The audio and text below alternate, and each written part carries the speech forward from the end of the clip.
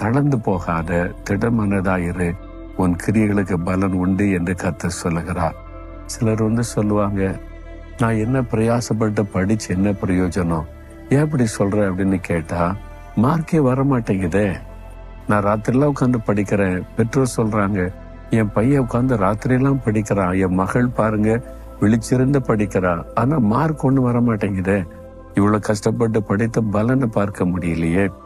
நான் கஷ்டப்பட்டு தான் உழைக்கிறேன், பிரயாசப்படுறேன், எனக்கு ப்ரொமோஷன் வர மாட்டேங்குது. சும்மா இருக்கிறவனுக்கெல்லாம் ப்ரொமோஷன் கிடைக்குது. நான் உண்மையா இருக்கிற, கடினமா வேலை செய்து உழைக்கிறேன்னு. இந்த நிலத்துல காலையிலே போய் நிலத்துல பிரயாசப்படுறேன், ஆனா ஒரு அறுவடையை பார்க்கும்போது ஒரு பலனே இல்லையே. நான் இவ்வளவோ ஜெபம் பண்றேன், ஊழியம் செய்யறேன், பிரயாசப்படுறேன், ஆத்துமாக்களை பார்க்க முடியல, அப்படியே தானே இருக்குது, ஒரு வளர்ச்சியே இல்லையே. சொந்து போய் இருக்கிறீங்க தானே. ஆண்டவர் உங்களோடு தான் பேசுகிறார். என் மகனே, மகளே, உன் கிரியைகளை நான் கவனித்துக் கொண்டிருக்கிறேன்.